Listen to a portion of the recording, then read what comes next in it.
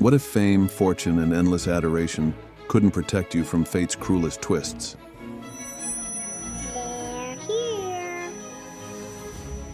Imagine, one star electrocuted in his own pool, another gone after a freak-on-set accident, and one more, taken by something so strange, fans still can't believe it was real. The glitz of the 1980s gave us icons, legends, and stories that still leave us asking, how could this happen? Brace yourself for the shocking truth behind 80s stars who died in bizarre ways.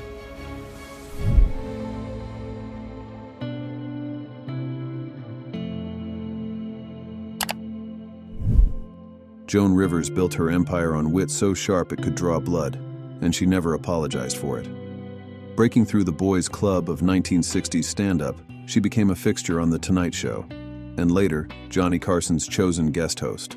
Her fearless humor about aging, fame, and herself made her both controversial and adored. When Fox launched The Late Show in 1986, she became the first woman to host a late-night network talk show, a groundbreaking role that came with its share of heartbreak and reinvention.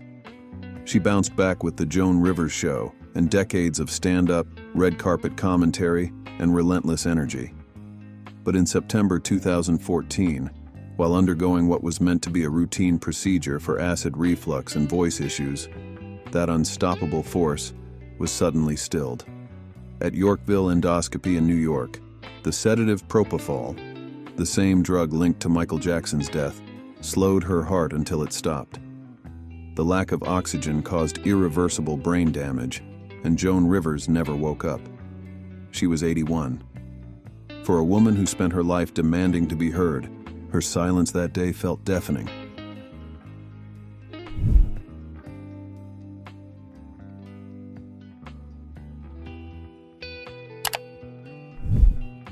Randy Rhoads wasn't just a guitarist, he was a revelation. With fingers that blurred across the fretboard, he fused classical precision with the ferocity of heavy metal, redefining the sound of the early 1980s. After leaving Quiet Riot, he joined forces with Ozzy Osbourne, crafting the electrifying riffs that powered Blizzard of Oz and Diary of a Madman. Fans saw him as a rival to Eddie Van Halen, and Ozzy called him his musical soulmate. But at just 25, Rhoads' meteoric rise ended in one of rock's most senseless tragedies. On March 19, 1982, after a show in Knoxville, the band stopped in Leesburg, Florida, when their bus's air conditioner failed. Their driver, Andrew Acox, who also fancied himself a pilot, decided to take a borrowed plane for a joyride. After one reckless pass over the tour bus, he went up again, this time with Rhoads and the band's makeup artist aboard. Trying to buzz the bus for laughs, he misjudged the distance. The wing clipped the vehicle, and the plane exploded on impact. Everyone on board was killed instantly. In seconds, rock lost a prodigy whose potential was still unfolding.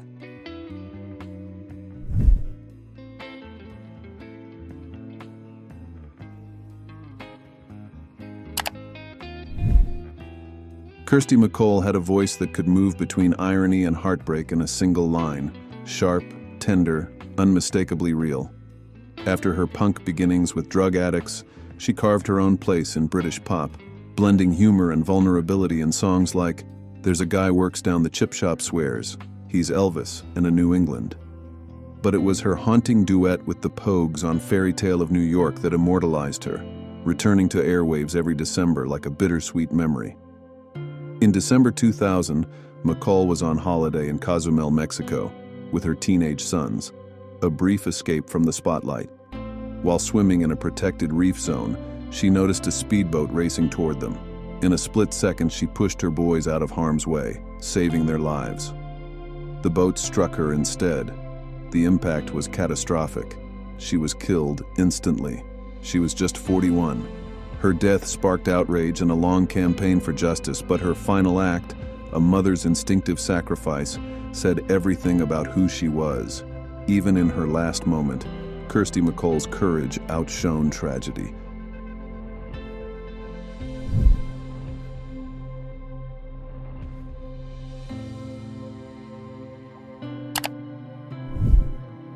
Rebecca Schaeffer's rise had all the makings of a Hollywood dream. At 19, she went from modeling and bit parts to starring opposite Pam Dauber in CBS's My Sister Sam, a light-hearted sitcom about two sisters navigating life in San Francisco. For one bright season, she was America's sweetheart, her warmth and quiet charm lighting up screens nationwide. When the show was canceled after its second season, Schaeffer seemed poised for a graceful pivot to film, landing new roles and steady acclaim for her talent beyond television. But fame came with shadows she could never have foreseen. On July 18, 1989, a man named Robert John Bardo, a fan who had spent years obsessing over her, found Schaeffer's home address through a private investigator. He rang her doorbell in Los Angeles, and when she opened it, shot her at point-blank range. She was only 21. The tragedy shocked Hollywood to its core. Rebecca Schaeffer's death became a turning point, leading California to pass the nation's first anti-stalking laws, legislation born from the loss of a young woman whose only mistake was being seen.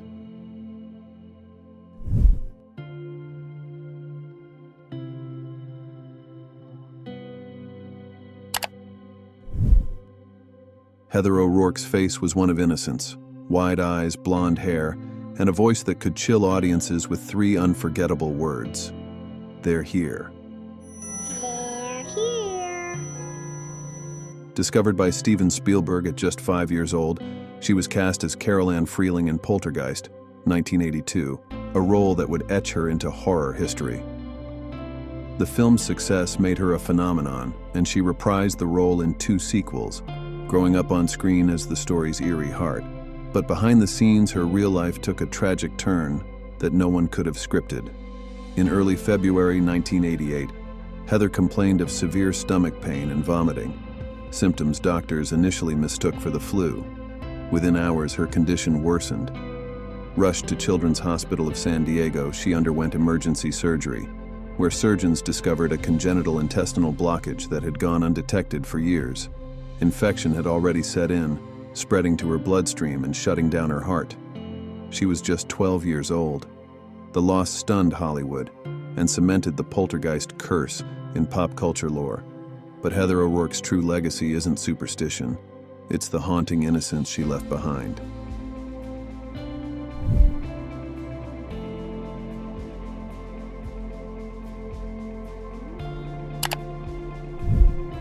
Few actors captured the spirit of 1980s television like John Ritter. With his elastic expressions, effortless charm, and pitch-perfect timing, he turned Three's Company into a cultural phenomenon. As Jack Tripper, the clumsy, quick-witted chef pretending to be gay so he could share an apartment with 2 women, Ritter walked the razor's edge between slapstick and sincerity, earning both laughter and affection from millions. After the show's long run and its spin-off Three's a Crowd, Ritter continued to evolve, moving into dramatic and family roles that showed his depth beyond comedy. But on September 11, 2003, while filming 8 Simple Rules for Dating My Teenage Daughter, the laughter stopped. Complaining of chest pains, he was rushed to a nearby hospital, where doctors treated him for what they believed was a heart attack. It wasn't. Ritter was suffering from an aortic dissection, a rare and often fatal tear in the main artery from the heart. By the time doctors discovered the truth, it was too late. He was just 54. The irony was cruel. A man whose heart had carried so much warmth lost to a condition that silenced it without warning.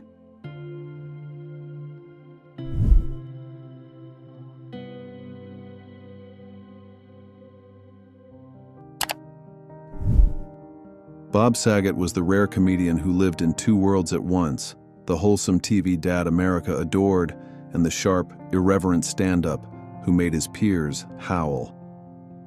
Before Full House turned him into Danny Tanner, the neat freak father millions grew up with, Saget was grinding through the comedy clubs of Los Angeles during the stand-up explosion of the 1980s. His quick wit and everyman warmth landed him on the morning program, and soon after into sitcom immortality. For decades, fans saw him as family, and he leaned into that mix of sincerity and mischief until the end. In January 2022, while on his I Don't Do Negative tour, Saget performed a sold-out show in Florida, posting online about how happy he felt to be back on stage. The next day, hotel staff found him unresponsive in his room. Authorities determined he'd likely hit his head on something, dismissed it and gone to sleep, never waking up. He was 65. It was a quiet, accidental end for a man whose humor had filled homes with noise and light for nearly half a century.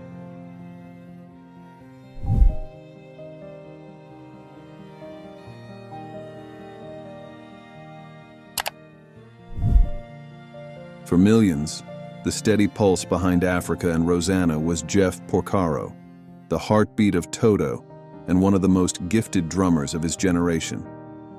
Before the band became a soft rock powerhouse, Porcaro was already a studio legend, playing on hundreds of records by artists from Steely Dan to Michael Jackson.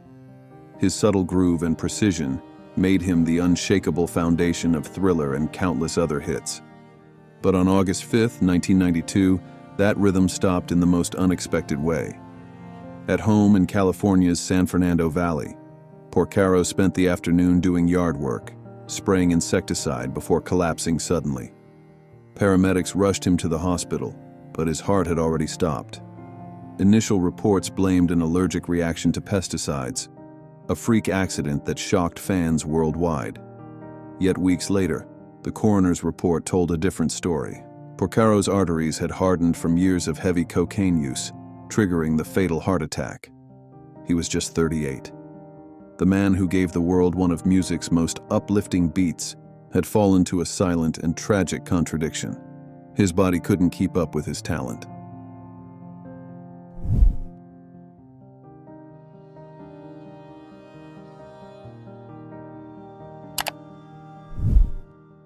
It was supposed to be just another day on set. Lines rehearsed, lights adjusted, cameras waiting. But for 26-year-old Jon-Erik Hexum, October 12, 1984, would be the day everything stopped. The model-turned-actor had become a rising face on early 80s television, first as the swashbuckling time traveler Phineas Bogg in Voyagers, then as undercover operative Mac Harper on Cover Up. His blend of charm, athleticism, and humor made him seem destined for stardom. Yet behind the easy smile was the exhaustion of long production delays and constant retakes. During one of those lulls, frustrated by another holdup, Hexum picked up a .44 Magnum prop revolver, a weapon loaded only with blanks. He jokingly placed it to his head and pulled the trigger. The explosion's force shattered part of his skull, driving bone fragments into his brain.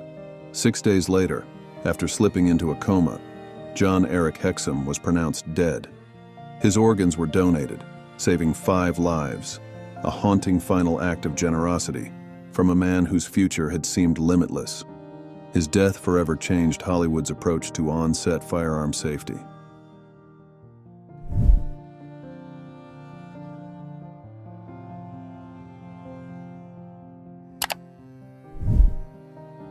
Teena Marie's voice was a force, rich, soulful, and impossible to mistake.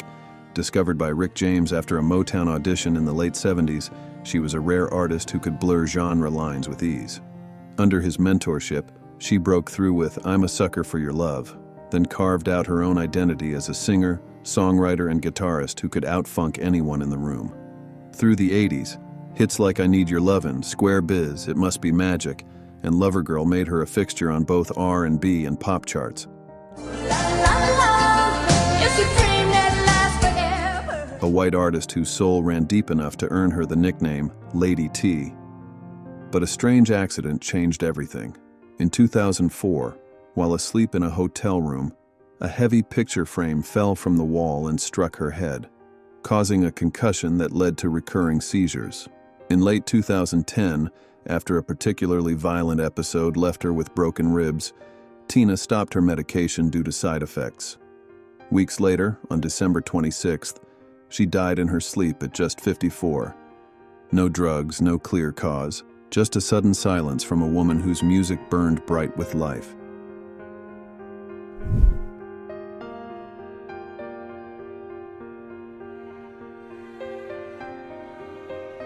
They made us laugh, cry, and dream bigger than life itself.